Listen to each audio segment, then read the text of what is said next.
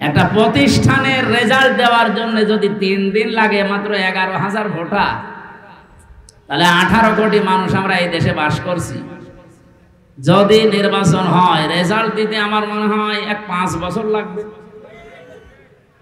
সেই হিসাবে ও ছাতা নির্বাচন এখন দরকার নেই, আগে মাজায় শক্তি করে নেন, মেরুদণ্ডটা সোজা করে নেন, তারপরে আপনার এতটুকু একটা প্রতিষ্ঠানে রেজাল্ট দেবেন, ছাত্রছাত্রী সবাই আছে না, ওনারা তাকিয়ে আছে আমেরিকার দিকে, ভারতের দিকে, লন্ডনের দিকে।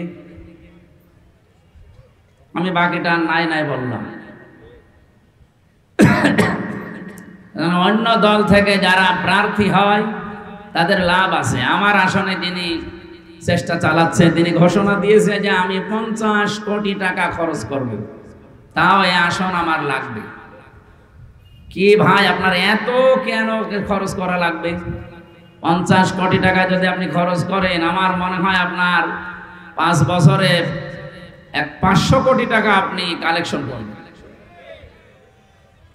জামাত ইসলামী বাংলাদেশে যাদের নাম দিয়েছে, আপনারা শোনেননি আমির জামাতের ঘোষণা যে এই দল থেকে কেউ এমপি মন্ত্রী হলে 5 বছরে তার একটা টাকা বাড়বে না, যা আছে আরো কমে যাবে।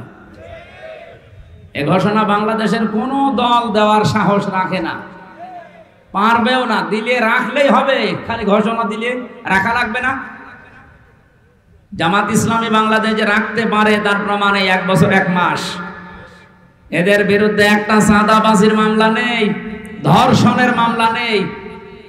অথচ যারা গলাবাজি করে, যারা এই যে ফাপড় মারে, বাংলায় কি বলে যেন ফাপড় মারে, আপনি দেখেন তো তাদের নামে মামলার পাহাড় জমে গেছে।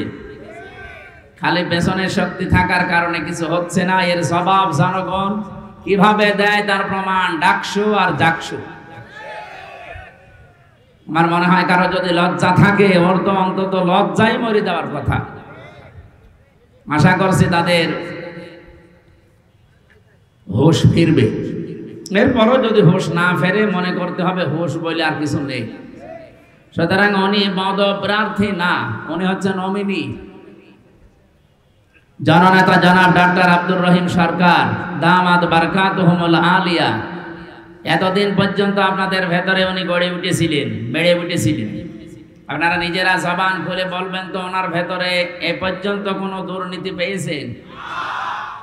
তার মানে আগামীতে উনি আসলে দুর্নীতি হবে না, এ গ্যারান্টি আমরা দিতে পারি। যদি কেউ আসেন এরকম গ্যারান্টি দিতে পারেন, তাহলে আপনি আসেন, অবশ্যই আপনাকে আমরা সামনে ওয়েলকাম জানাবো। তো আমার যা বিশ্বাস, এই দেশে যারা দায়িত্বে আছে, 73টা দল চলছে দেশে, জামাত ইসলামী বাংলাদেশ বাদ দিয়ে কোন দল যেহেতু এ ঘোষণা দিতে পারে নাই, সুতরাং পারার সম্ভাবনাও নেই।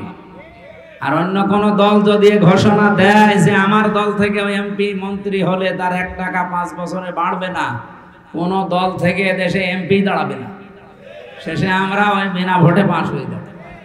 সুতরাং এখনই বলছি না, সাহস যেহেতু আপনাদের নেই, আপনাদের এই ধোঁকাবাজি, প্রতারণা, গলাবাজি এ মানুষ বোঝে। আল্লাহ যেহেতু পরিচিত করে দিয়েছে, কোরআনের দাওয়াত নিয়েই যাচ্ছি। আর যে জোয়ার দেখতে পাচ্ছি, যদি এবার ইসলাম আসে, আমি প্রশাসনের পক্ষে কয়েকটা কথা সামনে বলার এবং বাস্তবে রূপ দেওয়ার চেষ্টা চালাবো 100 ভাগ ইনশাআল্লাহ। তার 1 নম্বরে, অন্যান্য দেশে আমি ঘুরেছি বিশ্বে, বাংলাদেশ পুলিশ বৈষম্যের শিকার হয়ে আছে কয়েক দিক থেকে। তারা এই যে দুর্নীতি মুক্ত করতে পারে না, তার 1 নম্বরে কোনো নেতা খেতা নেত্রীর কথা তাদের শোনার দরকার নেই। আগামীতে ইসলাম যদি আসে, তারা চলবে তাদের আইজির কথা মতো। আইজি হবে আবার নিরপেক্ষ। আইজি যদি এই জাহাঙ্গীরনগর ভার্সিটির ভিসির মতো হয়, 3 দিন পরে রেজাল্ট দেবে, তাও যে রেজাল্ট দেওয়া দরকার ওইটা দেবে না। এই জন্য আমরা চাইবো যে ওনাদের বিভাগটা নিরপেক্ষ থাকবে এবং যত প্রশাসনে মানুষ চাকরি করে এই দেশে, সবাই চলবে তাদের এই চেইন অফ কমান্ড অনুযায়ী। কোন নেতা খেতা নেত্রী কে বলবে সেইটার ধার তারা যেন আর না ধারে, সেই ব্যবস্থা আগামীতে করা হবে ইনশাআল্লাহ। 2 নম্বরে, তাদের একটা বিশাল বদনাম আছে যে তারা বাম হাতের ইনকাম করে। এটা আর নেই কারো। কয়েকদিন আগে খুলনা রেঞ্জের ডিআইজি এসেছিল আমাদের কুষ্টিয়ায়, ওনার বাড়ি আপনাদের পাশে বগুড়াতে। ওনার আমি বলছিলাম যে স্যার আমারও নিয়ে গেছে মেহমান করি, যে এই যে 8 ঘন্টার পরে যারা ডিউটি করে, বাংলাদেশে শুধু পুলিশেরই মনে হয় কোনো ডিউটি শেষ নেই, 24 ঘন্টায় ডিউটি। আমি কি বেশি বললাম স্যার? 24 ঘন্টায় ডিউটি না? পৃথিবীতে আপনি এমন একটা দেশ দেখান তো যে 8 ঘন্টার পরে আরো বেশি ডিউটি করলে তাদের ওভার টাইম দেওয়া হয় না। ওনারা 8 ঘন্টা ডিউটি করবে সরকারি, এরপরে যদি ডিউটি করা লাগে 2-4 ঘন্টা 5 ঘন্টা, 1 মাস পরে হিসাব করে ওভার টাইমের বেতন দেওয়া হয়। ওনার উপরে ডিপেন্ডেন্ট ওনার মা, বাবা, ছেলে, মেয়ে, বউ, আরো অনেক আত্মীয় স্বজন আছে। কারণ তারা মনে করে যে প্রশাসনে আছে, ও মনে হয় 2 হাত দিয়ে উপায় করছে। 2 নম্বরে ওনার যে 30, 32, 35, 40, 42 হাজার টাকা বেতন, বলেন এই যে বাজার চলছে, আপনি একটু কথাগুলো বাস্তবে নিয়ে যাবেন, খালি দোষ দিলেই হবে একজনের। এ লোকটার 42 হাজার টাকা মনে করেন বেতন, অথচ 8 ঘন্টা ডিউটির পরে যত ডিউটি করা হয়, এখান থেকে থানা কয় কিলো আমি জানি না, যেখানেই হোক, এখান থেকে থানার এরিয়া কমপক্ষে 25-30 কিলোমিটার আছে সব মিলে। যেখানে যাবে ওনারা ওনার মোটরসাইকেল নিয়ে যাক, গাড়ি নিয়ে যাক, জনগণের খেদমতে যাবে তারা পাহারাদার হিসাবে, অথচ তেল কেনা লাগবে, খাবার খাওয়া লাগবে নিজের টাকা দিয়ে। এটা একটা বৈষম্য না? এই জন্যই তো বাম হাতের ইনকাম করা লাগে বাধ্য হয়ে। আর আমরা একবার এই দোষ চাপিয়ে দেই যে পুলিশ মানে ঘুষখোর, ঘুষ খায় কেন? আপনি সেই ব্যবস্থা করে দেন। 8 ঘন্টার পরে ডিউটি করলে ওভার টাইমের টাকা দেওয়া লাগবে, আর যেখানে জনগণের জন্য দায়িত্বে যাবে তাদের খাবারের এবং এই তেল খরচ দেওয়া লাগবে। দেখেন ওরা এরপরে কিছু করে কিনা। এটা ইসলাম আসলে আগামীতে আমরা করব ইনশাআল্লাহ। প্রশাসনের দায়িত্বে আজকে যারা এই মাহফিল শৃঙ্খলা ঠিক রাখার জন্য এসেছেন, আল্লাহ তাদের এই দায়িত্বটা আজকে যেন ইবাদত হিসাবে কবুল করে ইনশাআল্লাহ। মাহফিলের মঞ্চে বসা আছেন সম্মানিত ওলামা ইকরাম। আমি এই শব্দটা আলাদা করে বললাম কেন? কারণ আলেমদের মর্যাদা এত বেশি দিয়েছেন আল্লাহ। ইন্নামা ইয়াখশাল্লাহা মিন ইবাদিহিল উলামা। এই পৃথিবীতে সবচেয়ে বেশি ভয় আমি আল্লাহকে করে আলেমরা। কিন্তু আলেম আবার আলেম হওয়া লাগবে। খালি নামের আগে আমার মতো মুফতি লেখা থাকলে আলেম? এখনো পর্যন্ত বাংলাদেশে বহু আলেম, বহু ইমাম, খতিব, তারা এই ধান্দায় আছে যে যদি ইসলামের পক্ষে কাজ করি, ইসলাম যদি এবার ক্ষমতায় না যায়, তাহলে আমার ইমামতি থাকবে তো। আরে ভাই, আপনি ইমামতি নিয়ে আসেন, আর আপনার এই সন্দেহ কেন হয় যে ইসলাম এবার আসবে না? 92% মুসলমান এই দেশে, আর যে জোয়ার উঠেছে ডাকসু আর জাকসুর পরে, এদেশে আমার বিশ্বাস ইসলাম এবার রাষ্ট্রে যাবে ইনশাআল্লাহ। কোন সন্তান মাইক হাতে নিয়ে যদি বলে যে আমার বাবা আর সম্পদ আমি পাই কি না পাই আমার সন্দেহ লাগছে, ওটা কি সন্তান নাকি অন্য কিছু? আরে গ্রামের লোক বলবে না যে আপনি নিজের বাবার সন্তান, আপনি পাবেন না মানে? আপনি উত্তরাধিকারী সূত্রে তো পাবেন, অন্য কেউ পাবে? সন্তান এটা বললে যেমন পাগল। যে মানুষগুলোর জ্ঞান আছে, যাদের নামের আগে আমরা আলেম লেখা দেখি, এখনো তারা অ্যাক্টিভ না। তাই আপনি আবার কবে হবেন? যদি ইসলাম এসে যায় আপনি কিন্তু সমস্যায় পড়ে যাবেন। 100% বিশ্বাস করবেন, আমি তো করি এবার ইসলাম এ দেশের রাষ্ট্র ক্ষমতায় আসবে। আমি শেষে হস্যাই লাগিয়েছি, এটাকে আমি বানালাম। সূরা আলে ইমরানে আল্লাহ জানিয়েছেন, ওয়ালা তাহিনু ওয়ালা তাহজানু ওয়া আনতুমুল আ'লাউনা ইন কুনতুম মুমিনিন। কোনো ভয় নেই, কোনো চিন্তা নেই, দুশ্চিন্তারও কারণ নেই। ওয়া আনতুমুল আ'লাউনা, এখানে আলেম আছে কিনা আমি জানি না, এখানে শব্দ ছিল আনতুম আ'লাউনা, অথচ আল্লাহ পাক আ'লাউনার আগে আলিফ লাম লাগিয়ে দিয়ে নির্দিষ্ট করে দিয়েছেন। আরবি গ্রামার অনুযায়ী মুবতাদা যদি মারিফা নির্দিষ্ট হয়, খবর হবে নাকিরা অনির্দিষ্ট। রব্বুল আলামিন এখানে খবর যেটা না কেরা অনির্দিষ্ট সেইটাও মারেফা নির্দিষ্ট বানিয়ে দিলেন। খবর যদি কোনো সময় মারেফা হয়ে যায় ফিদিল হাসরা, হাসরের ফায়দা দেয়। বাংলা অর্থ দাঁড়ায় হবে, শুধু হবে না, শেষে হর্ষাই লাগাতে হবে। আল্লাহ পাক যেহেতু গ্যারান্টি দিলেন নিজে যে বিজয় তোমরা হবে যদি শুধুমাত্র মুমিন হতে পারো। বাংলার মুসলমানেরা জবান খুলে বলবেন বিজয় দেওয়ার একচ্ছত্র মালিকানা কার?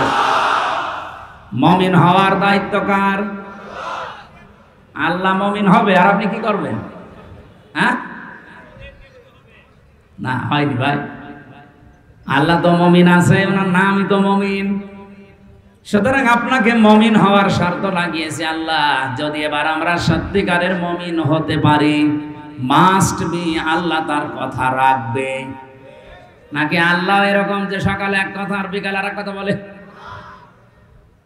রব্বুল আলামিন বলেন আতাম্মাত কালিমাতু রাব্বিকা সিদকাও ওয়া আদলা লা মুবাদদিলা লিকালিমাতি ওয়া হুয়াস সামিউল আলিম।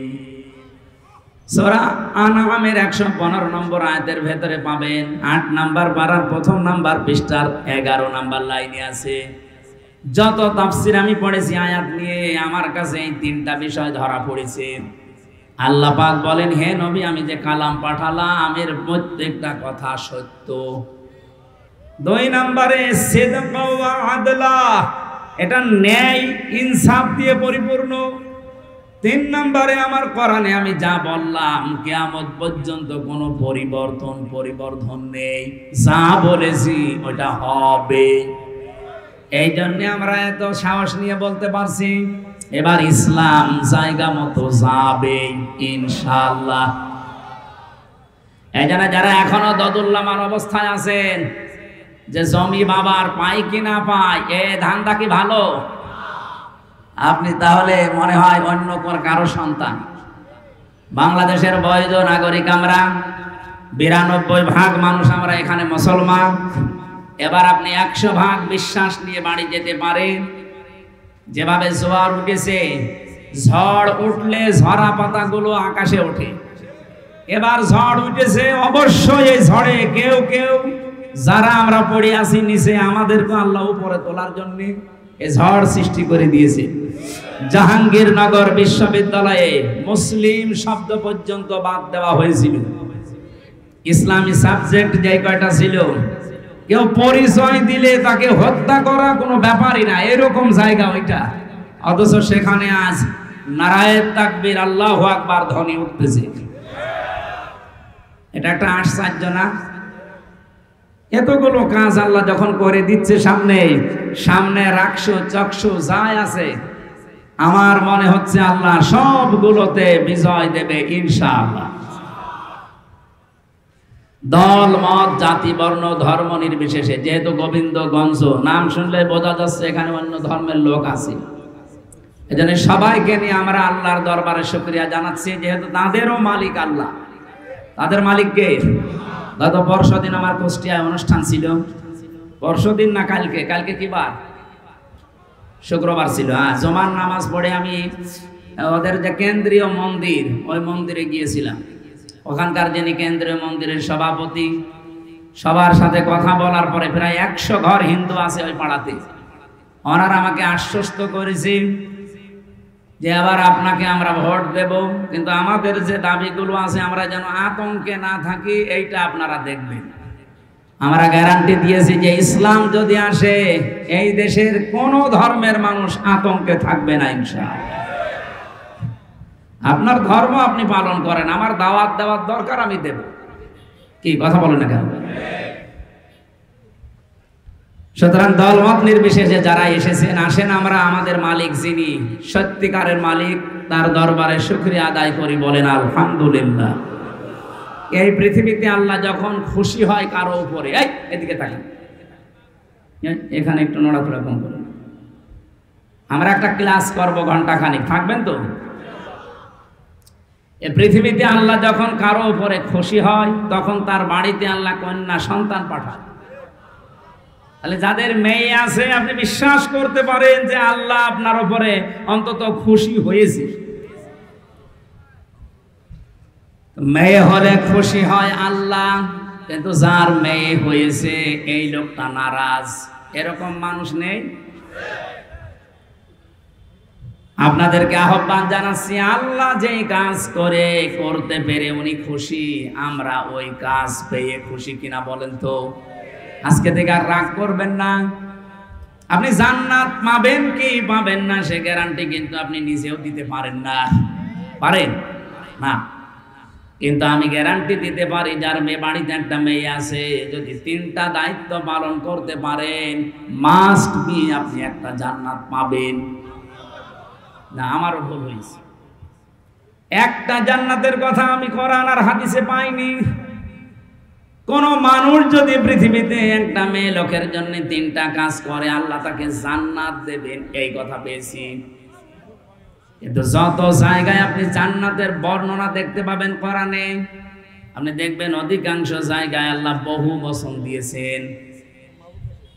আপনি একটু চেষ্টা করেন কোরআনের এই আয়াতটা বোঝার। জান্নাতিন তাজরি মিন তাহতিহাল আনহার ওয়া মাসাকিনা তাইয়্যিবাতান ফি জান্নাতি আদ। এই যে শব্দের ভেতরে 2টা জান্নাত বললাম, 2টাই কিন্তু বহু বচন। আল্লাহ এক বচন দিতে পারতেন, একটা জান্নাত বহু বচন, মাসাকিন বহু বচন দিলেন কেন? আমরা যারা আরবি গ্রামার বুঝি, পৃথিবীর বহু ভাষায় আমরা দেখেছি এক বচন বহু বচন আছে, কিন্তু আরবের নিয়মটা আলাদা। এখানে এক বচন আছে, দ্বিবচন আছে, বহু বচন আছে। আমি আয়াতটা নিয়ে গবেষণা করলাম, যে চিন্তা করে দেখলাম যে আল্লাহ জান্নাতের কথা বলতে গেলে এখানে বহু বচন লাগিয়েছেন কেন? যেহেতু আরবিতে এক বচনের পরে দ্বিবচন হয়, এরপরে 2-এর উপরে গেলে সেটা বহু বচন হয়। রব্বুল আলামিন তাফসীর পড়তে গিয়ে আমার মাথায় এসেছে এটা, পৃথিবীতে মানুষকে যদি আল্লাহ জান্নাত দেয়, যেহেতু বহু বচন আছে, কম পক্ষে 2 হলে বহু বচন হয় না, 3 হওয়া লাগে। কথা বলে না কেন? তাহলে আপনি যদি জান্নাত একটা পান, কম পক্ষে 3টা জান্নাত পাবেন। আমার কথা মনে হয় বোঝেন না। আপনাকে আল্লাহ জান্নাত দেওয়ার ওয়াদা দিয়েছেন নবীদের মাধ্যমে, একটা মেয়ে হলে জান্নাত দেবে। তাহলে একটা জান্নাত হচ্ছে, তার মানে কয়টা বলেন? হাদিসের ভাষায় একটা জান্নাত যদি আল্লাহ দেয় এই পৃথিবীর 10 পৃথিবীর সমান, তাহলে 3টা দিলে এগুলো তো সব হাওয়ায় ঘুরছে। এই বিশ্বাসটা আপনাকে তৈরি করা লাগবে মুমিন হিসাবে। তাহলে একটা মেয়ে হলে কমপক্ষে আপনি 30টা জান্নাতের মালিক হবেন, এই দুনিয়ার পরিমাণ। জোরে বলেন সুবহানাল্লাহ। কিন্তু কাজ করা লাগবে এই মেয়ে লোকের জন্য কয়টা? 3টা। 1 নম্বরে আপনি খুশি হয়ে তাকে আদর যত্ন দেবেন, ভালোবাসবেন। 2 নম্বরে তাকে দ্বীন শেখাবেন। 3 নম্বরে সৎ পাত্র দেখে পাত্রস্থ করবেন। হ্যাঁ, আমি দেখেছি বাংলাদেশের বহু বাবা মা গার্জিয়ান এই 3টার হয়তো একটা করে, বাকি 2টা অধিকাংশ পিতা মাতায় করতে চায় না। আর সন্তান হলে উনি খুশি, ওর পেছনে খরচ করে, ভালোবাসা দেয়, মহব্বত দেখায়, কিন্তু 2 নম্বরে তাকে দ্বীন শিক্ষা দেওয়া লাগবে। এইটার বেলায় অনেকেই উদাসীন, গাফেল। এমনকি এখন যিনি দায়িত্বে আছেন উনি কিন্তু 2 নবীর নাম নিয়ে বসে আছেন, ডক্টর মোহাম্মদ ইউনুস। কয় নবী? মোহাম্মদ একটা, ইউনুস একটা। অথচ যে কয়েকদিন আগে 1 থেকে 5 পর্যন্ত প্রাইমারিতে শিক্ষক নিয়োগ দেওয়া হয়েছে গানের। কথা বলছেন শরীর চর্চার। আপনি একজন মুসলমান 2 নবীর নাম নিয়ে বসে আছেন চেয়ারে। 92% মুসলমানের দেশে আপনি নাচের মাস্টার নিলেন, শরীর চর্চার মাস্টার নিলেন, গানের মাস্টার নিলেন, একটা আলেমকে দিয়ে কোরআন শিক্ষার মাস্টার নেওয়া যায়নি? এ দাবি আমরা জানাচ্ছি আজকে। সারা বাংলাদেশের মুসলমানদের এবং মানুষের একই দাবি যে আপনি যেহেতু ফেব্রুয়ারির 12 তারিখে নির্বাচন দিয়ে চলে যাবেন, যান, এমন একটা কাজ করে যান যেহেতু আপনি অমর হয়ে থাকবেন। আমরা মুসলমানের এই দেশে 1 থেকে 5 পর্যন্ত একটা ধর্মীয় শিক্ষা চাই না? চাই না? কারা চান দেখি লিল্লাহে তাকবীর। দেখেন তো হাত তুলেছে কিনা?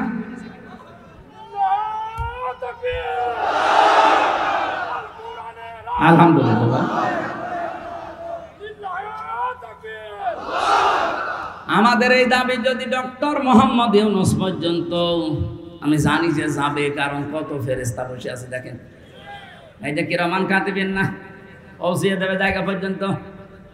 ওনার কান পর্যন্ত যাওয়ার পর যদি কিছু নাও করে, আমার আরশ পর্যন্ত চলে গেছে।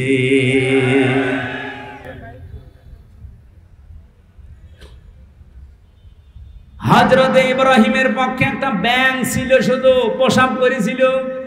ফেরেশতা জিবরাইল এসে ডাক দিয়েছে, এতটুকু পোষাবে নমরুদের বিশাল অগ্নিকুণ্ড, কিছুই হবে না। ব্যাঙ ওই দিন বলেছে, ফেরেশতা আমি জানি আমার পোষাবে, কিছু হবে না, কারণ এত প্রজ্বলিত আগুন 1 কিলোমিটার উপর দিয়ে যদি পাখি উড়ে যায়, ঝলসে পড়ে যায়, কি দাও দাও করছে আগুন। সেখানে আমি এত দূর থেকে শুধু প্রসাব করছি, আমি জানি কিছু হবে না। আল্লাহকে দেখাতে চাই যে আমি নবী ইব্রাহিমের পক্ষে আছি, নমরুদের বিপক্ষে আছি।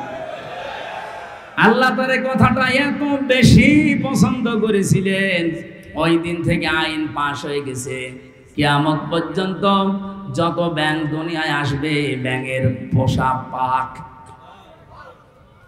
শুধু ইব্রাহিম নবীর পক্ষে থাকার কারণে ব্যাঙের পোশাক যদি পাক হয়ে যেতে পারে, আমরা যে আজকে কোরআনের পক্ষে শুধু হাত তুলে জানান দিয়েছি, কিয়ামতের দিন এটা যেন নাজাতের ওসিলা হয়ে যায়। গাইবান্ধাবাসী, তাহলে কন্যা সন্তান হলে প্রথম আপনার দায়িত্ব ভালোবাসা। আপনি খুশি হয়ে ভালোবাসবেন, তাকে মহব্বত করবেন।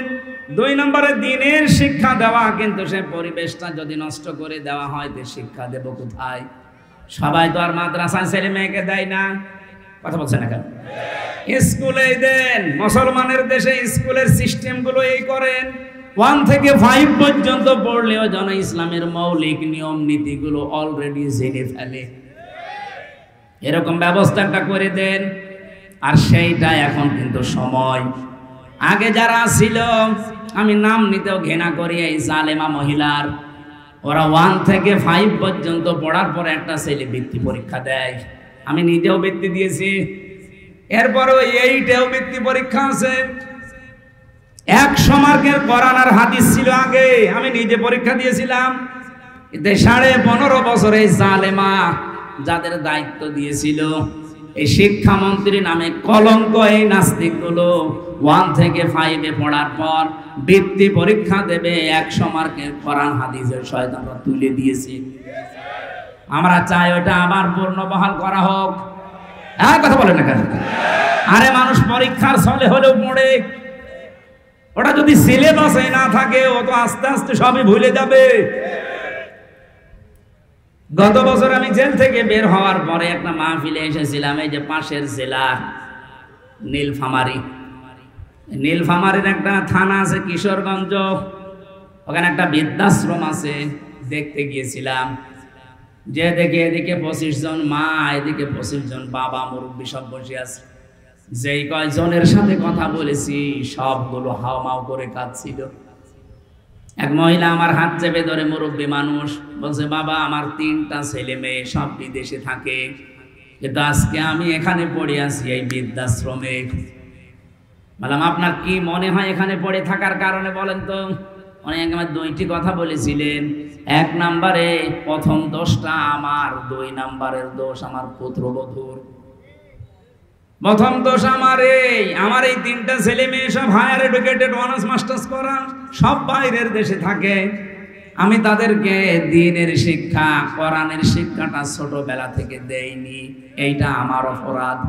ঠিক আছে, 2 নম্বরে আমার যে পুত্র বধূ সবগুলো মডার্ন, আল্ট্রা মডার্ন। এরা আমার ছেলেদেরকে কান ভাঙিয়েছে যে এই বুড়ি মানুষ বাড়ি রাখার দরকার নেই। শেষ পর্যন্ত তারা তো চলে গেছে, আমারে রেখে গেছে এই বৃদ্ধাশ্রমে। আমি এখন এই যে 24 ঘন্টা কাজ কাম নেই, শুধু পড়তে থাকি, মাঝে মাঝে কোরআন হাদিস ইসলামের ইতিহাস পড়ি। আমি বুঝি এই ছেলেটারও দোষ না, দোষ এখন আমার মনে হচ্ছে। কারণ আল্লাহর কোরআনের যে জ্ঞানটা, ওয়াকাদা রাব্বুকা আল্লা তা'বুদু ইল্লা ইয়্যাহু ওয়া বিল ওয়ালিদাইনি ইহসানা। আল্লাহ বলেন আমি রায় দিলাম, আমি রায় দিয়ে দিলাম, সিদ্ধান্ত দিলাম, ফায়সালা দিলাম, আমি আল্লাহ লিখে দিলাম, আমি আল্লাহ ছাড়া কারো ইবাদত করা যাবে না। আর তোমাদের মা বাবা যাদের আছে তাদের সাথে ভালো ব্যবহার করা লাগবে। আল্লাহর পরে যাদের স্থান তারা কারা? বলেন বলেন। সেই মা বাবা, তাদেরই তারা স্থান জানে না, কারণ তারা এ বিষয়ে জ্ঞান অর্জন করে নাই। তাদেরকে যেহেতু আমরা শেখাতে পারি না, এই জন্য প্রথম দোষটাই আমার। আমরা আশা করব যারা দায়িত্বে আছেন আপনারাও মুরব্বী হবেন। আপনাদের আগামী প্রজন্ম যদি বৃদ্ধাশ্রমে আপনাদের রেখে না আসে, আল্লাহর পরে আপনার স্থান এটা যদি না জানে, আপনাদের কপালেও আসতেছে। যেন আমার মনে হয় এই মুহূর্তে 1 থেকে 5 পর্যন্ত এমন সিস্টেম করা দরকার, মানুষ যেন হাফ আলেম হয়ে যায়। এ দাবি কি শুধু আমার একার না সবার? মেয়েটার জন্য 3 নম্বরে আপনি সৎ পাত্র দেখবেন। আজ মেয়ের বাবা যারা অনেকে সৎ পাত্র দেখে না, দেখে যে এ ছেলের মাল আছে কিনা, নাকি এ ছেলে সব নেই। বলেন তো, নবীজি তার 4টা মেয়ে বিয়ে দিয়েছিলেন, সবচাইতে আদরের যেটা ফাতেমা তো জহরা। কত ধনী এই মানুষের সন্তান বিয়ের প্রস্তাব দিয়েছে, বিশ্বনবী বলেন না। উনি যদি চিন্তা করতেন যে ধনী মানুষের কাছে দিলে আমার মেয়ে সুখে থাকবে, মক্কার বহু ধনাঢ্য মানুষেরা তাদের প্রস্তাব দিয়েছিল, একটাতেও রাজি হয়নি। এমন একটা মানুষের সাথে নবীজি রাজি হয়েছেন যার নিজের বাড়ি বলেও ছিল না, নবীর বাড়িতে থাকতো। এজন্য সৎ পাত্র হওয়া লাগবে। আমি ঝিনাইদহে একটা বাড়িতে অনুষ্ঠানে ছিলাম, আমাকে চা দিল, কাপ দিয়েছে স্যার, কিন্তু পিরিচ দেয়নি। অথচ লোকটা টিওনো, আপনি টের পাচ্ছেন? আমি তো হেসে ফেলেছি, জ্ঞানী মানুষ তো বুঝে ফেলেছে। আমার দিকে তাকিয়ে বলছে, হুজুর আপনি কেন হাসলেন? আমি কিন্তু জানি আপনি মনে করছেন আমি টিওনো। আমি একটা থানা পুরা উপজেলার প্রধান, আমি আপনাকে চা খেতে দিয়েছি, শুধু কাপে পিরিচ নেই নিচে, আপনি হাসলেন। বাস্তবতা এটা, গত পরশু দিনে পিরিচটা ভেঙে গেছে, কাপটা নিচের যেটা। আমি ইচ্ছা করলে কিনতে পারতাম, এরকম 1000টা পিরিচ কিনতে পারতাম। গতকালকেও আমার অফিসে একটা বিশাল বান্ডিল এসেছিল, শুধু সই করতে বাকি, সই করে দিলে ওই 8 লাখ টাকা আমি পেয়ে যেতাম। এইরকম পিরিচ 1000টা কিনতে পারতাম। সেই ছোটবেলায় আমি আমার মায়ের কাছে, মাওলানার কাছে, ওস্তাদের কাছে আমি শিখেছি যে ঘুষ খাওয়া এটা হারাম। ওই দিন থেকে এই পর্যায় পর্যন্ত আমি আজও কোনো ঘুষ খাইনি। এত কষ্টের জীবন যাপনে আছে, এই যে অন্যায় অবৈধটা আমার সামর্থ্য থাকার পরও আমি করি নাই। এই জন্য আল্লাহ অন্য দিক থেকে আমারে পুষিয়ে দিয়েছে। রব্বুল আলামিন আমার স্ত্রীকে বানিয়েছে আমার মন মতো আল্লাহওয়ালা, আমার সন্তানগুলো ঠিক আল্লাহ ওইভাবে মন তৈরি করে দিয়েছে। যতটুকু দেওয়া হয় অতটুকুতেই তারা আত্মতুষ্টি, আত্মতৃপ্তিতে আছে। আপনি যদি হারাম ইনকাম করেন, আপনার স্ত্রী, আপনার সন্তানাদের মন আল্লাহ ঠিক ওই রকম করে দেবে। এই কথা বোঝেন? এটাকে আমি বানালাম। সূরা তাহা 16 নম্বর পারা 19 নম্বর পৃষ্ঠা 13 নম্বর লাইনের 124 নম্বর আয়াতে এই তথ্যটা আছে। ওমান আ'রাদা আন যিকরি ফাইন্না লাহু মাঈশাতান দনকা ওয়া নাহশুরুহু ইয়াওমাল কিয়ামাতি আ'মা। রব্বুল আলামিন বলেন আমার বিধান বাদ দিয়ে যারা ইনকাম করবে, বলেন তো ঘুষ খাওয়া এটা আল্লাহর বিধানে আছে? হ্যাঁ বলেন বলেন। আল্লাহর বিধানের বাইরে যারা উপায় করে ইনকাম করে, চর্ম চোখে দেখতে মনে হয় যে বিশাল সম্পদের মালিক হয়ে যাচ্ছে, আল্লাহ বলেন আমি দঙ্কা করে দেই, ওর জীবনের এই উন্নতিতে কোনো বরকত থাকে না। হ্যাঁ হয়তো প্রতিদিন 2 লাখ টাকা করে আসবে ঠিক, কিন্তু 2.5 লাখ টাকা চলে যাবে এরকম রাস্তা বানিয়ে দেব। আসবে প্রতিদিন বৈধ অবৈধ ভাবে 2 লাখ করে, যাবে প্রতিদিন কত? লাভ হচ্ছে না লস হচ্ছে? এটা তো একটা গেল। সবচাইতে বড় বিষয় আমি ওর অন্তর থেকে শান্তি তুলে নেব। এই দঙ্কা শব্দের ব্যাখ্যা হচ্ছে ওর জীবনের কোনো কিছুতে আমি শান্তি রাখবো না। ওর বউ চলবে ওর অবাধ্য হয়ে, সন্তান আদিগুলো নষ্ট হয়ে যাবে, কারণ এই প্রভাব পড়বে। হারাম ইনকাম করে যা খাওয়াচ্ছে এই সন্তানগুলো হারাম হয়ে যাবে। এতটুকু আল্লাহ যদি শেষ করে দিনে আয়াতই পড়তাম না। এর পরেরটা আরো ঝামেলা। ওয়া নাহশুরুহু ইয়াওমাল কিয়ামাতি আ'মা। কিয়ামতের দিন ওকে যখন তুলবো ওর চোখ থাকবে না, অন্ধ হয়ে উঠবে। আমি আল্লাহর সামনে দাঁড়িয়ে বলবে ক্বালা রাব্বি লিমা হাসারতানি আ'মা। এ আল্লাহ তো চোখ ছিল, আমি অন্ধ কেন? রব্বুল আলামিন এবার আমরা কঠিন কথা জানালেন যে আমি ওকে সঙ্গে সঙ্গে ধমক দেব। ক্বালা কাযালিকা আতাতকা আয়াতুনা ফানাসিতাহা। তোর সামনে আমার আয়াতগুলো এইভাবেই তেলাওয়াত হতো। হাজার হাজার আলেম ওলামা নবী রাসূলরা তোকে এইভাবে শুনিয়েছে। আমার আয়াতগুলো শোনার পরে এভাবে না শোনার ভান করেছিলি, জানার পরে যেভাবে না জানার ভান করতিস, যেভাবে ভুলে গিয়েছিলি জানার পরে, আজকে তোরে আমি আল্লাহ ভুলে গেলাম। তুই যে আমার বান্দা ছিলি, তুই যে আমার বান্দি ছিলি, কোনদিন আমার এই জবানে তোর নাম আমি আর উচ্চারণ করব না। বলেন নাউজুবিল্লাহ।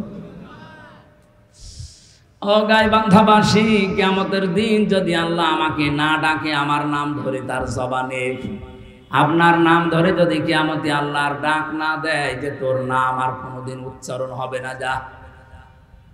নিজের নাম উচ্চারণ না হলে কেমন লাগে আপনি জানেন? আমি যখন আয়না ঘরে ছিলাম, মাটির নিচে আমি নিজে দেখেছি, মাটির নিচের ওই দেওয়ালে লেখা আছে।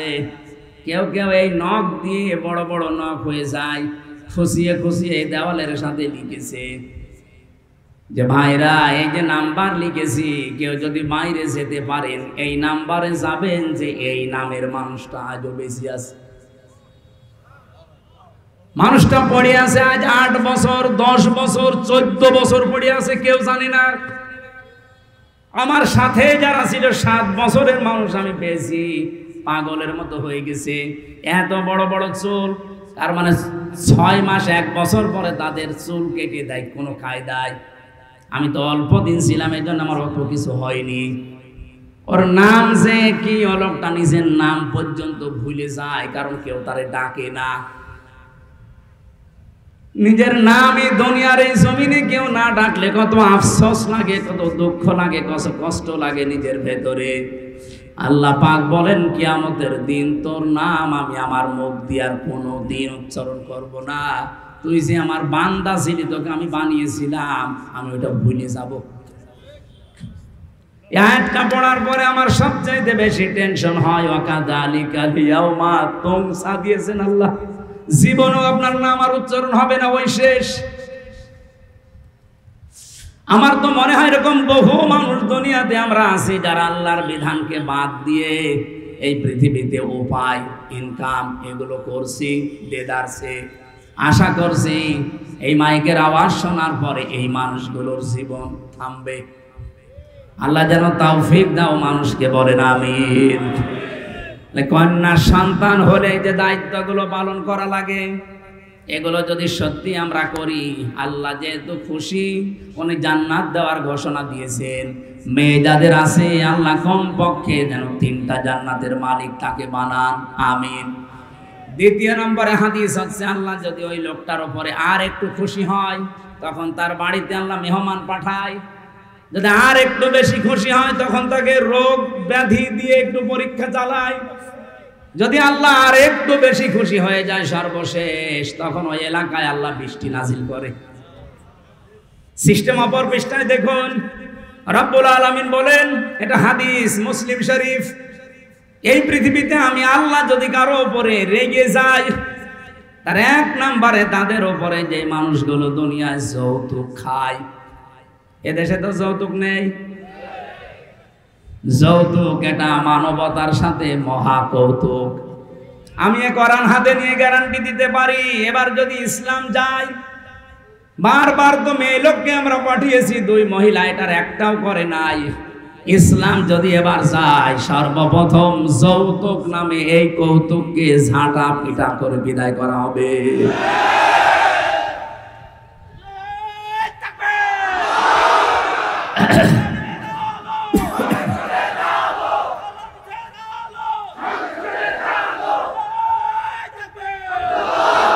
রংপুর বিভাগের মানুষেরা, এটা শুধু যৌতুকের বিষয় না, বহু বাড়িতে আমরা এখনো পর্যন্ত দেখি 200, 300, 500 মানুষকে নিয়ে যাচ্ছে বরযাত্রী। না, এই জেলায় এসব নেই। কোথায় পেয়েছেন ভণ্ডামি? বরযাত্রী ইসলামে নেই, বরযাত্রী ইসলামে নেই। এগুলো এসেছে হিন্দুদের সংস্কৃতি থেকে। হ্যাঁ, ইসলামে আছে অলিমা। কি অলিমা করা লাগে? ছেলের বাড়ি না মেয়ের বাড়ি? আপনি যদি কিছু করতেই চান, ছেলের বাড়িতে আপনি অনুষ্ঠান করবেন, 200-500 না 1000 মানুষ খাওয়ান, কোনো অসুবিধা নেই। আপনি মেয়ের বাবার বাড়িতে তার অনুমতি ছাড়া, তার সন্তুষ্টি ছাড়া একটা পানও খাওয়া আপনার জন্য জায়েজ নেই। আর আপনি 200 মানুষ নিয়ে খাওয়াচ্ছেন গরুর মতো। আজকে থেকে সিদ্ধান্ত নেওয়া লাগবে যে যেটা ইসলামে নেই, এই বরযাত্রীর দাওয়াত পেলেও আমি আর জীবনে যাব না। কারা কারা রাজি আছেন দেখি? অনেকে হাত তুলছে না। ঠিক আছে,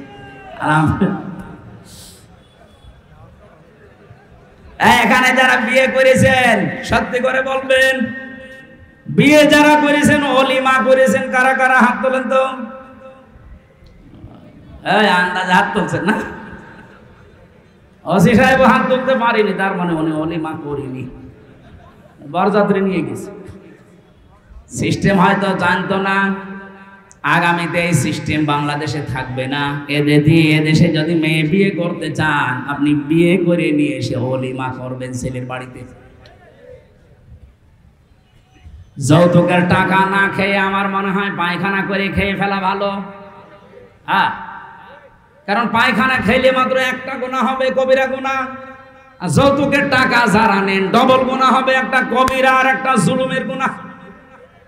যতদিন পর্যন্ত এই টাকা আপনি শ্বশুর শাশুড়িকে ফেরত না দেবেন, ততদিন আল্লাহ আপনাকে মাফ করবে না।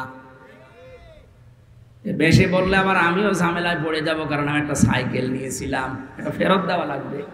আমি যদিও দিয়েছি ওইটা, তারপরেও যদি শ্বশুর বলে না ওই সময় সাইকেল আর এখন সাইকেল দাম আকাশ পাতাল, টাকা আরো দে, অসুবিধা নেই, আমি দিয়ে দেবো। তো যারাই নিয়েছেন দেওয়া লাগবে। এই যে বারবার বরযাত্রী নিষেধ করছি যেতে, অলিমা করার জন্য বলছি, আমার 3টা মেয়ে, আমার বাসা লাগবে না। এই কথা বলে দেখা না, ইসলামে যেহেতু নেই এই কাজটা, এই সমাজে বন্ধ হওয়া দরকার। এই গাইবান্ধা থেকে এই সংস্কার আরম্ভ হওয়া দরকার ইনশাআল্লাহ। আপনারা আরম্ভ করেন তো সামাজিক ভাবে, দেখবেন হয়ে যাবে। সংস্কার যখন চলছে সারা দেশে, এইটা নিয়ে সংস্কার হোক। এদেশে আর কোন যৌতুক থাকবে? ইসলাম আসলে তো থাকবেই না। আমরা নিজেরাও এখন চেষ্টা চালাবো। 2 নম্বরে আল্লাহ আরেকটু যখন রেগে যান যারা গীবত করে তাদের উপরে, অথচ গীবত এখন আমাদের কাছে ঘি ভাতের মতো হয়ে গেছে। 3 নম্বরে আল্লাহ আর একটু যখন রেগে যায় কারো উপরে, যে লোকটা মিথ্যা কথা বলে। এদেশে তার এটা নেই। আগস্টের 5 তারিখের আগের কথা বাদ দেন, আমার তো মনে হচ্ছে আগস্টের 5 তারিখের পরে যত মিথ্যা মামলা আর মিথ্যা সাক্ষী বেড়েছে, নাকি এ জেলায় বন্ধ আছে? সারা দেশের অবস্থায় এক, মিথ্যা মামলা আর মিথ্যা সাক্ষী, এটা 180 মাইল বেগে অনেকে চালাচ্ছে। আরে ভাই, আপনি অত্যাচারিত, আপনার চাইতে আমি কি মাজলুম কম? আমি তো মামলা দিলে মিথ্যা সাক্ষী জোগাড় করলে 1000টা করা যায়। আমার বিনা কারণে মিথ্যা একটা মামলা দিয়ে মিথ্যা 4 জন সাক্ষী জোগাড় করে 3 বছর আমারে ফাঁসির কন্ডেম ছেলে রেখে দিয়েছিল। আমার বাবার কাছ থেকে ওরা প্রায় 32 লাখ টাকা খেয়েছে। আমার তো এখন তারা যদি মাফ চায়, আমার মনে হয় ওই টাকা ফেরত নেওয়া দরকার। আগস্টের 5 তারিখের পরে খুব বেশি হলেও 9 তারিখের দিকে আমারে কল দিয়েছিল যে ওসি আমার মামলা রায়, বলছে হুজুর মাফ করে দিয়েন। কে আপনি? বলছে আমি সেই মিজান। ও, মাফ তো করে দেব, অসুবিধা নেই, আমার টাকা ফেরত দেন। মাঝে মাঝে বহু টাকা আপনি আমার বাবার কাছ থেকে নিয়েছেন, আমার বাবা সব হিসাব করে রেখেছে, ওই টাকাগুলো ফেরত দেন, আপনারে মাফ করে দেব। কি করলেন এতগুলো টাকা নিয়ে? খেতেও তো পারেন না, যা করেছিলেন এখন পালিয়ে থাকেন। অবৈধ ইনকাম করলে যে কি হয় তার বাস্তব প্রমাণ এই ফ্যাসিস্টরা। কি কথা বলেন না কেন? কিছুদিন আগে আমি সিঙ্গাপুরে ছিলাম, মালয়েশিয়া, 2টা রাষ্ট্র যেহেতু পাশাপাশি, যে হোটেলে উঠেছিলাম নিচতলায় নেমে দেখি 2 জন বসে বসে চা খাচ্ছে আর মুখ নিচু করে আছে। চেহারা দেখে আমি চিনে ফেলেছি, যে সালাম দিলাম, বসো হুজুর আমরা আগেই পালিয়েছি। আরে ভাই, আপনি তো বলবেন ওয়ালাইকুম আসসালাম, না বসো হুজুর আমরা আগেই পালিয়েছি। 3 তারিখে ভাব দেখলাম যে ভালো না, এজন্য রাতে টিকিট কেটে চলে এসেছি। আমি ওই সময় ওনারে বলেছিলাম আপনি পালালেন কেন? আপনার না 620টা বাড়ি? কত? 620টা বাড়ি ওই লোকটার।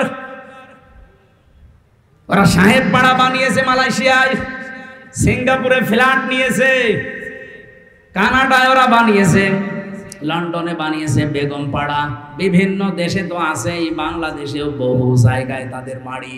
আল জাজিরা রিপোর্ট দিয়েছে ওই লোকটার বাড়ির সংখ্যা 620টা।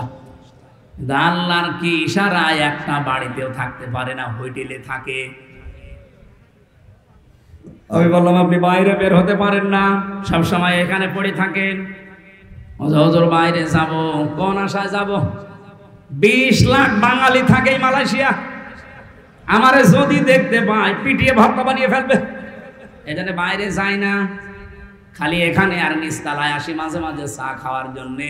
আপনি দোয়া করেন। আমি বললাম দোয়া আপনার জন্য আসবে? আপনি যা করেছেন আপনার জন্য দোয়া আসবে। এজন্য জালেমদের পরিণতি কি হয়েছে এটা দেখার পরও যদি এখনো কারো হুঁশ না হয়, আমার মনে হয় এরা যেন নেপালের দিকে তাকায়। দেখেন না মন্ত্রীদেরকে নদীর ভেতরে চুবাচ্ছে, এখন আরম্ভ হয়েছে মোদির ওখানে। বাংলাদেশ থেকে মনে হচ্ছে সারা বিশ্ব শিখে ফেলেছে। অবৈধভাবে কেউ আর আগামীতে টিকে থাকার চেষ্টা করবেন না, জীবনও পারবেন না, কারণ সে ভুল এদেশের মানুষের ভেঙে গেছে। এক কথা বলে না কেন? এই দেশ থেকে শিক্ষা নিয়েছে সিরিয়া, এই দেশ থেকে শিক্ষা নিয়েছে নেপাল, এই দেশ থেকে শিক্ষা নিয়েছে দাদারা। দেখেন কি হয় দাদার। আমার তো মনে হয় কোরআন হাদিস পড়ে যতটুকু পেয়েছি, মোদির করুণ পরিণতি হবে এই কারণে, শয়তান আল্লাহর ঘর টুকরা টুকরা করেছে। আল্লাহর কত ঘর সে ভেঙেছে বলেন তো? আল্লাহর ঘরের ইট পাথর খোলে নাই, ওর কপালে লাগিয়েছে এটা।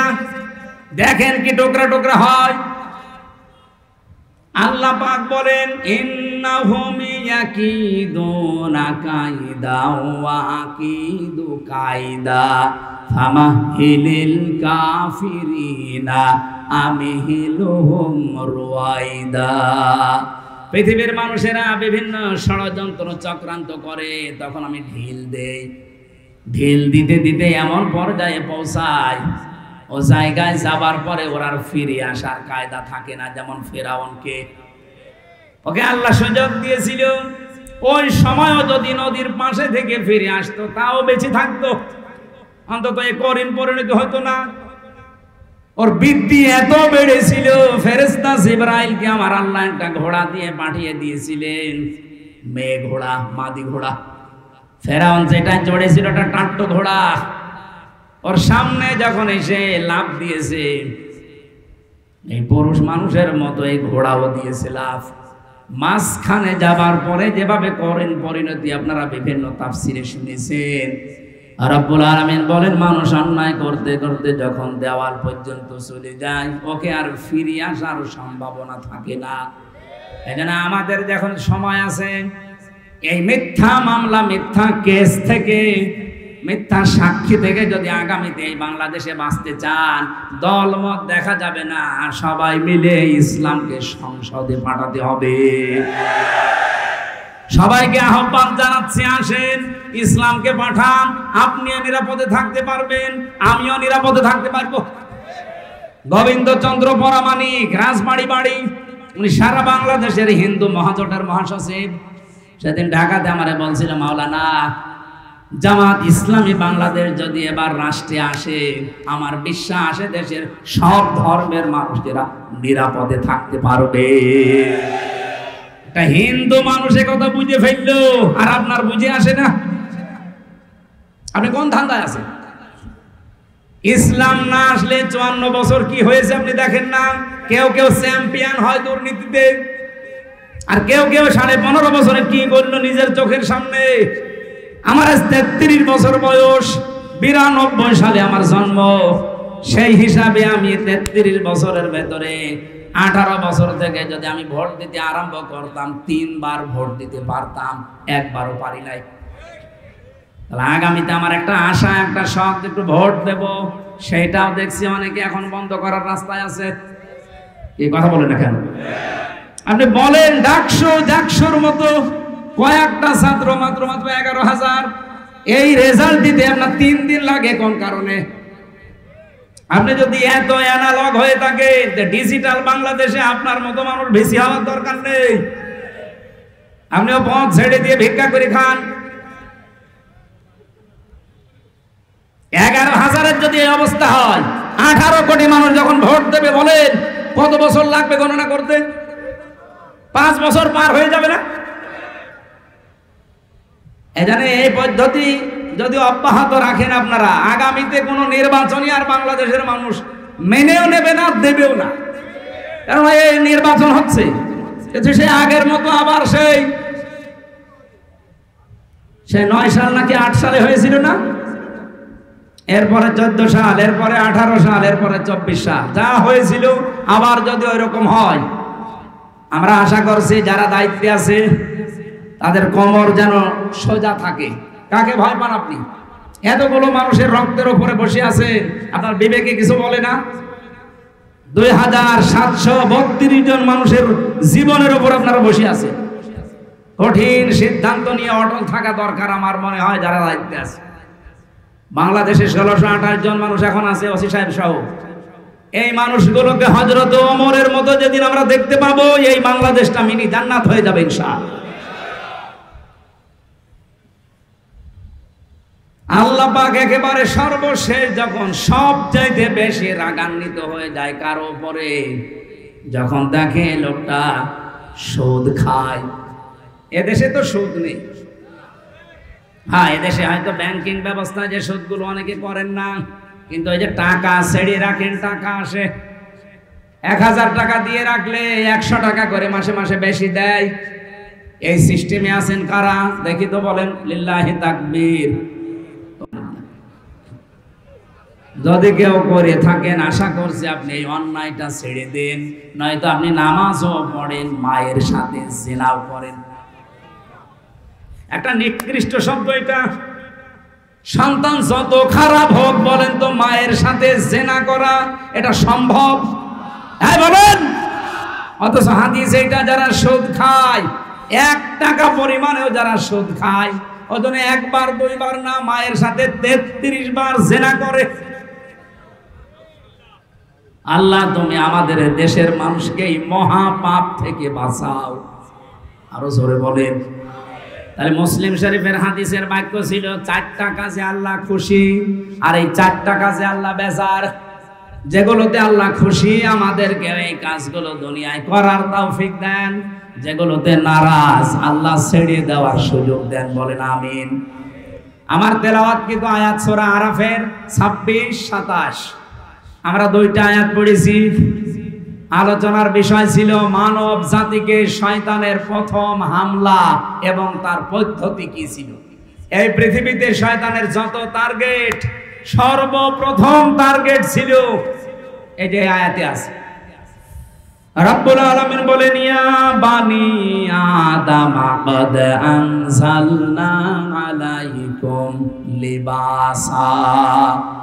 হে বনি আদম সন্তান, এখানে লক্ষ্য করেন আল্লাহ কিন্তু ঈমানদারকে ডাকেন নাই, আল্লাহ মুসলমানদেরকে আলাদাভাবে বলেন নাই, ডাক দিয়েছেন ইয়া বানি আদম, হে বনি আদমের সন্তান।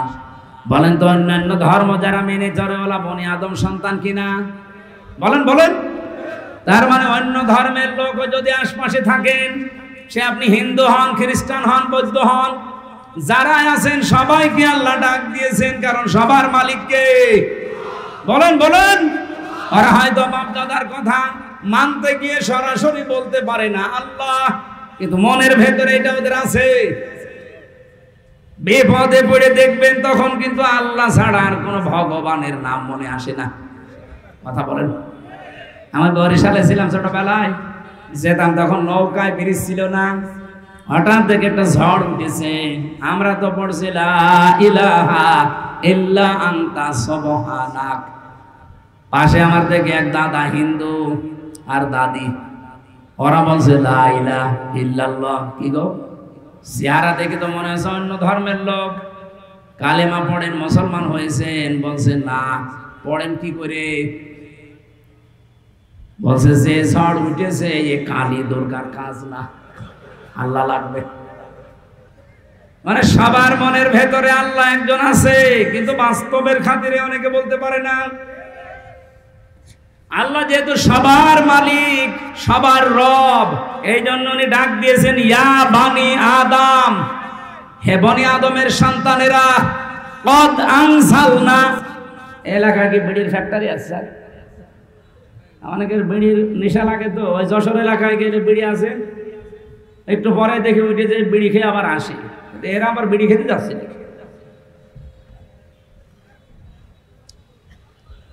গাইবান্ধা বাসে একটু খেয়াল করেন, এখানে শব্দের ভেতরে আমরা 2টা বিষয় পেলাম। পোশাক আল্লাহ আমাদের কাছে দিয়েছেন, 1 নাম্বার আমাদের লজ্জা যেন নিবারণ হয়। জান্নাতের ভেতর থেকে হযরতে আদম এবং হাওয়া আমাদের জাতি আদি পিতা মাতা এদেরকে বের করে দেবে, এই টার্গেট শয়তানের ছিল না। শয়তানের টার্গেটই ছিল এদেরকে আমি উলঙ্গ অবস্থায় দেখব। এই জন্য শয়তান সব সময় যৌনতা ছড়াতে ভালোবাসে। শয়তান যৌনবাদী, আর আমরা ওটা তো বলা যাচ্ছে না মৌলবাদী, ওটা তো এখন গালি করে ফেলেছে মানুষ। শয়তান সব সময় যৌনতা ছড়াতে ভালোবাসে। যারা আজ নিজেদের গোপন অঙ্গগুলো 8-60 পোশাক পরে, ছোটখাটো পোশাক পরে, শরীরের আপত্তিকর জায়গাগুলো মানুষকে দেখিয়ে মজা পান, আপনি নিজে বিশ্বাস করতে পারেন আপনি মানবের আর সন্তান নেই, আপনি শয়তানের সন্তান। পৃথিবীতে আল্লাহর যত সৃষ্টি আল্লাহ বানিয়েছেন 18,000 আমরা বলি, তার চাইতেও বেশি আছে। শুধুমাত্র একটা সৃষ্টি দেখবেন তাদের লজ্জায় স্থান মানুষকে দেখায় কুকুর। কি এত বড় লেজ উল্টো করে রাখে, মানুষকে দেখায় যে যা দেখবি দেখ। আমার তো মনে হয় এই দেশে যারা নিজেদের উলঙ্গ অর্ধ উলঙ্গ পোশাক আশাক পরে বিভিন্ন গোপন অঙ্গগুলো মানুষকে দেখি আরো আনন্দ পায়, এরা আর কুকুর সমান। আমি এত নিচে নামতাম না। আপনার একটু লজ্জা লাগে না এমন খারাপ পোশাক পরে রাস্তায় আসেন? মানুষ আপনাকে দেখে কত রকমের আজে বাজে, কত রকমের নিম্ন কথা বলে আপনি জানেন? আপনি যখন রাস্তা দিয়ে আপনার বউকে উলঙ্গ অর্ধ উলঙ্গ করে মোটরসাইকেলে নিয়ে যান, কত যুবক রাস্তায় দাঁড়িয়ে বলে মাল গেল। আর আপনার বউকে দেখে যদি কেউ বলে যে মাল গেল, ওই মালের পেটে আর ভালো মাল আল্লাহ দেবে না। কারণ মেয়েদের এই কয়েক ইঞ্চি পেট, এটা খুব দামি জায়গা। এখানে যার নজর যত খারাপ পড়বে, ওখান থেকে খারাপ জিনিস ডেলিভারি আসবে। বলে যে হুজুর দোয়া করেন ছেলে যেন আব্দুল কাদের জেলানির মতো হয়। ছেলে আব্দুল কাদের জেলানি এমনি হবে? আপনি আব্দুল কাদের জেলানির জীবনী পড়েন, তার মা কোন ধাঁচের ছিলেন। হযরতে আব্দুল কাদের জেলানি রহমতুল্লাহ আলাইহি যে মায়ের পেটে এসেছিলেন, ওই মা বাসর রাতে, স্বামী বাসর রাতে ঢোকার পরে দৌড় দিয়েছে আবু মুসা জঙ্গি রহমতুল্লাহ আলাইহি। আমি তার জীবনী পড়তে গিয়ে এটা পেয়েছি। স্ত্রী তখন ডাক দিয়ে বলছে, স্বামী আপনি দৌড় দেবেন না, আমার বাবা আপনাকে যেই যেই কয়টা কথা বলেছিল সবই রূপক অর্থে ঠিক আছে। আমার বাবা বলেছিল আমি নাকি অন্ধ, হ্যাঁ আমি অন্ধ। যৌবন পাওয়ার পরে আজ পর্যন্ত আমার চোখ দিয়ে আল্লাহর নিষিদ্ধ কোনো জিনিস আমি দেখি নাই। মেয়েরা যৌবন পায় কখন? এখানে একটা মাসলা বলা দরকার। মেয়েরা এসেছে, সম্মানিতা মা বোনেরা, যখন পয়েন্ট এসেছে আপনাদের মাসলাটা জানা দরকার। মেয়ে মানুষেরা যৌবন প্রাপ্ত হয় যখন তাদের শরীর খারাপ হয়। সেটা 12 বছর, 15 বছর, 16 বছর যাই হোক, যখনই শরীর খারাপ হবে ওই দিন থেকে তাদের নামাজ এবং রোজা ফরজ। এরপর থেকে বাবার আন্ডারে, মায়ের আন্ডারে যতদিন থাকবে, যদি এক ওয়াক্ত নামাজও কাজা করে, যদি না পড়ে, যা গুনাহ হবে এই বাবা মার। হ্যাঁ, এখানে আরেকটা বিষয় বলা দরকার। মেয়ে কখন যৌবন পেয়েছে এটা অনেক বাবা জানে না, কিন্তু মা জানে। এক কথা বলছেন এখানে। এই জন্য মায়েদের উচিত বাবাকে আপনি ইঙ্গিত দেবেন, তোমার মেয়ে কিন্তু এই অবস্থা। সকালে ফজরের নামাজ শুধু নিজে ঢিপ দিয়ে চলে আসবা না, সেজদাটা মেয়েও যেন দেয় সে ব্যবস্থা করো। ওই এতদিন তো অভ্যাস ছিল না, ওকে অভ্যাস তৈরি করাও। হয় নিজে ডেকে দাও, নিজে নামাজের তাকিদ দাও, না আমাকে দিয়ে ভালো করে তাকিদ দেওয়াও। কারণ এই মেয়েটা এই যে 12 বছর 13 বছরে যৌবন পেয়েছে, এরপরেও নামাজ পড়ে না। কিয়ামতের দিন যখন আল্লাহ বিচার করতে বসবে, নাজালুহুমা তাহাতা আকদামিনা, তোমাকে আর আমাকে সামনে নিয়ে আল্লাহ বলেন মুখের উপরে জোড়া লাথি দিয়ে জাহান্নামে দেবে। বহু মেয়ে বহু ছেলে জোড়া লাথি মুখে দিয়ে আপনাকে আমাকে জাহান্নামে নেবে, শুধু অসচেতন থাকার কারণে। এই জন্য সচেতন হবেন আজকে থেকে মায়েরা। আমি যেদিন যৌবন পেয়েছি ওই দিন থেকে আমার এই চোখ দিয়ে কোনো নিষিদ্ধ জিনিস আমি দেখি না। এই জন্য বাবা আপনাকে বলেছে আমি নাকি অন্ধ। আমার বাবা বলেছিল আমি ন্যাংরা, হ্যাঁ আমার এই পা দিয়ে হারাম কোনো কাজে আমি যাইনি।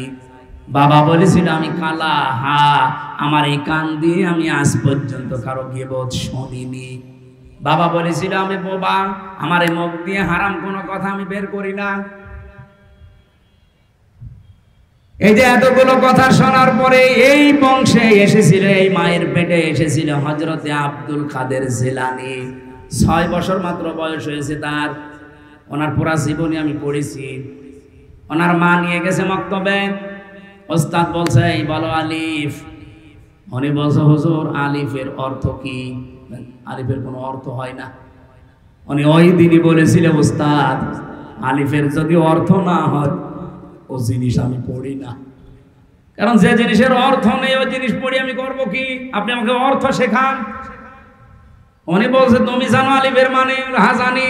বলো দেখি। উনি আলিফ লাম মিম দিয়ে আরম্ভ করেছিলেন আল্লাহু লা ইলাহা ইল্লাহু আল হাইয়ুল কাইয়্যুম। সূরা বাকারার 255 নম্বর আয়াত, যেটা আয়াতুল কুরসি বলে আমরা জানি। এ পর্যন্ত তেলাওয়াত করে আসলেন। এবার তিনি আল্লাহর পরিচয় তুলে ধরলেন 10টা। এখানে আল্লাহর 10টা ক্ষমতার কথা আছে। ওস্তাদ কাঁদতে কাঁদতে বেহুশ হয়ে গেছে। হোশ ফেরার পরে বলে মা আপনার ছেলেকে কোনো জায়গায় মনে হয় পড়িয়েছেন, আমার কাছে নিয়ে এসেছেন পরীক্ষা করার জন্য। ওস্তাদ বলে না, মা বলছে আমি এই মাত্র আপনার কাছে প্রথম নিয়ে আসলাম, কোনো জায়গায় নিয়ে যাইনি। ওস্তাদ বলছে আপনার তো সৌভাগ্য যে এতটুকু বাচ্চা এর কোরআনে কারিমের প্রায় 18 পারা পর্যন্ত আয়ত্ত করা আছে। প্রতিটি আয়াত সে সুন্দর করে পড়তে পারে, অনেক আয়াতের অর্থ সে বোঝে। আমাকে আল্লাহর 10টা ক্ষমতা শুনিয়েছে আয়াতুল কুরসি দিয়ে। মা আমার কান্না আরম্ভ করলেন। ওস্তাদ বলে আপনি কাঁদেন কেন? আপনার তো সৌভাগ্য, খুশি হওয়ার কথা। বলে না, আমি নিজেও কোরআনের হাফেজা। আমার এই সন্তান পেটে আসার পর আমি প্রতিনিয়ত কোরআন পড়তাম। যখনই জন্ম নিয়েছে ফজরের নামাজ পড়ার পরে আমি একে পাশে বসিয়ে আমি নিজে পড়তাম। আমি দেখেছি আমার আব্দুল কাদের আমার মুখের দিকে তাকিয়ে মুখ মেলাচ্ছে। ওস্তাদ আমার আফসোস হচ্ছে এই কারণে, আমি যদি আর একটু কষ্ট করে পড়াটাই প্রতিদিন পড়তাম, আমার এই ছোট সন্তান এই ছোট বয়সেই কোরআনের হাফেজ হয়ে যেত। আব্দুল কাদের জেলানি এমনি এসেছিল পেটে। আপনার বিয়ের আগেই পেট, সারা দেশের মানুষের দেখা শেষ। এমন ব্লাউজ গায়ে দিয়েছে মনে হচ্ছে ফুটবল খেলার মাঠ। কথা বলছেন, এই দিক থেকে একটা ফিতা, ওই দিক থেকে আর একটা ফিতা, মাঝখানে দিয়েছে গেরো, ওটা ফুটবল খেলার সেন্টার। কত মানুষ আছে বাসে, নজর ওই দিকে দেয় নাকি এলাকায় সব নেই? মা বোন যারা এসেছেন নিজেদেরকে রক্ষা করেন। আল্লাহ এর পরের শব্দে দিয়েছেন রিশা, শুধুমাত্র লজ্জা নিবারণ করার জন্য পোশাক দেয়নি, সৌন্দর্য বৃদ্ধি করার জন্য পোশাক আমি দিয়েছি। হ্যাঁ, এখানে ব্যাখ্যা দুইটা। আপনি শুধুমাত্র সৌন্দর্য প্রদর্শন করতে পারেন পোশাক আশাকের মাধ্যমে, বিবাহিতা মেয়েরা তার স্বামীর কাছে। কথা বোঝা যায়নি? আপনি পোশাকের দ্বারা যদি সৌন্দর্য বর্ধন করতে চান করবেন, কিন্তু কার জন্যে? স্বামী ছাড়া পৃথিবীর কারোর জন্য, এমনকি নিজের বাবার জন্যেও মেয়েদের সাজগোজ করা জায়েজ নেই। আজকে যে পরকীয়া প্রেম বাড়ে, বহু মানুষকে আমি বলতে শুনেছি হুজুর যেভাবে চাই ওইভাবে করে না। কি আমি চাই আমার বউ রাতে নাইট ড্রেস পরে থাকবে, ও পরে না, এই জন্য আমি অন্য জায়গায় লাইন করি। এরকম মানুষ দেশে নেই? এখানে পরকীয়া প্রেম করেন কার? হাত তোলেন তো দেখি। আলহামদুলিল্লাহ, এই জেলা তো একেবারে মডেল জেলা। কোনো কিছুই নেই, যৌতুক নেই, পরকীয়া প্রেম নেই, অসিত খুব আরামে আছে।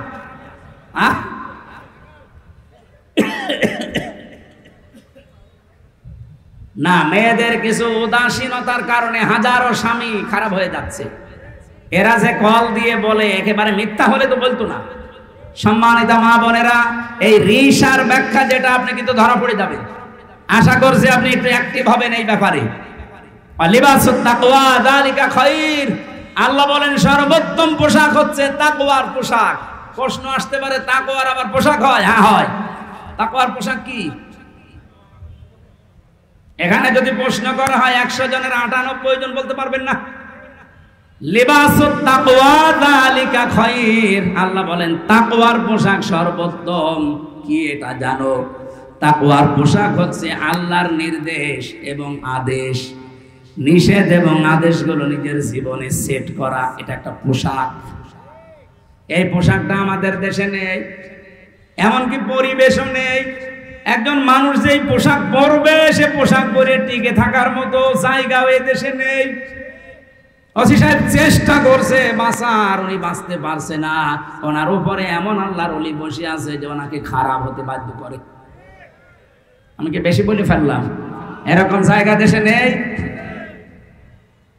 এই জন্য আমাদের একেবারে শুরু থেকে শেষ পর্যন্ত এমন ভাবে তৈরি করা দরকার, আগামীতে ইসলাম দিয়ে আমরা সাজাবো, ও দুর্নীতির দল বাংলাদেশে থাকবে না ইনশাআল্লাহ। বাইরের দেশগুলো ঘোরাঘুরি করে আমার এতটুকু অভিজ্ঞতা হয়েছে, তারা দাঁড়িয়ে গেছে শুধুমাত্র দুর্নীতি আর খাদ্যে ভেজাল তারা দেয় না, এই কারণে। আপনি দেখেন মালয়েশিয়া 2004 সাল থেকে তারা দাঁড়িয়ে গেছে। এই 21 বছরে তারা বিশ্বের মানচিত্রে আজ একটা নাম করা দেশ, আর আমরা 54 বছরেও দাঁড়াতে পারিনি। কারণ দুইটা, এদেশে দুর্নীতি বন্ধ হয় না আর খাদ্যে ভেজাল দেওয়া শেষ হয়। এই দুইটা কন্ট্রোল করতে পারলে আমাদের দেশও দাঁড়িয়ে যাবে ইনশাআল্লাহ। আর এটা করা একমাত্র সম্ভব ইসলামের জন্য, ইসলাম ছাড়া সম্ভব না। যালিকা মিন আয়াতিল্লাহ, আল্লাহ বলেন এগুলো আমার নিদর্শন, লাআল্লাহুম ইয়াযাক্কারুন। আশা করছে আমার এই ওয়াজ তোমরা মেনে নিবা। এখন একটা একটা করে যত আয়াত আছে এর উপর ভেতরে এক একটা শব্দে লক্ষ লক্ষ কথা আছে। আপনারা ভেজা কাদা বিভিন্ন জায়গায় দাঁড়িয়ে বসে আছেন, এই কষ্টের দিকে তাকানো লাগছে। আর আমি, আপনারা জানেন, বাংলাদেশ জামাত ইসলামী থেকে আমার নমিনি বানিয়েছি। সেই সকাল থেকে শুরু করে সন্ধ্যা পর্যন্ত 8টা 10টা করে অনুষ্ঠান। এরপরে মাগরিবের পরে বের হয়ে এসে 9:30 10টায় আপনাদের অনুষ্ঠান ধরি। আমরা আজকে আর টানতে পারছি না, 11:30 বাজে। মেয়েদের জন্য এই বইটা নিয়ে যাবেন, পারিবারিক জীবনের সমস্যা এবং সমাধান। আমি জেলে বসে লিখেছিলাম, এসে বাইরে এসে এটা প্রিন্ট দিয়েছি। একটা মেয়েদের, একটা পুরুষের, দুইজনকে পড়াবেন। আর একটা শুধুমাত্র মেয়েদের জন্য, এটা 6 জন মহিলার আদর্শ আমি লিখেছি। এই ওসি সাহেবকে আপনি হাতিয়া দেবেন। আল্লাহ আমাদেরকে যতটুকুই বলেছি এতটুকুই মেনে চলার তৌফিক দিন, আল্লাহুম্মা আমিন। লা ইলাহা ইল্লা আনতা সুবহানাক ইন্নী কুনতু মিনাজ জালিমিন। রব্বুল আলামিন, যেভাবে আরম্ভ করেছিলাম সারা রাত বললেও তোমারে বান্দা বান্দিরা চলে যেত না।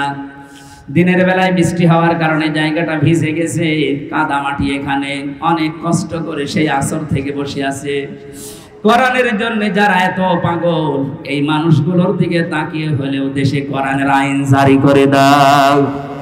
সওয়াবগুলো তুমি নবীজির রওজায় পৌঁছিয়ে দাও। মাহফিলের সভাপতিকে কবুল করো। সম্মানিত প্রধান অতিথি জনাব ডাক্তার আব্দুর রহিম সরকার, আল্লাহ তোমার নামে নাম, তোমার গোলামকে মঞ্জুর করো। আজকের মাহফিলের সভাপতি জনাব আব্দুর রশিদ, শেখ আব্দুর রশিদ সাহেবকে মঞ্জুর করো। আমাদের অভিভাবক এসেছে, থানার ওসি সাহেব সহ যত অতিথি এখানে, এদের সম্মান মর্যাদা দুনিয়া আখিরাতে আরো বাড়িয়ে দাও। মা বোনদেরকে তুমি খাদিজার মতো, আয়েশার মতো বানাও। বড় আশা জীবনে, এই 56,000 বর্গ মাইল তোমার কালাম দিয়ে চলছে, এটা দেখতে চাই। আল্লাহ এবার তুমি ইসলামের হাতে, কোরআনের হাতে দেশটা তুলে দাও। এই গোবিন্দগঞ্জ এলাকার মাটির নিচে যারাই ঘুমিয়ে আছে এদেরকে চিরতরে মাফ করে দাও। যারা বাজারে ব্যবসা বাণিজ্য করে আল্লাহ এদের বরকত দিয়ে ঢেলে দাও।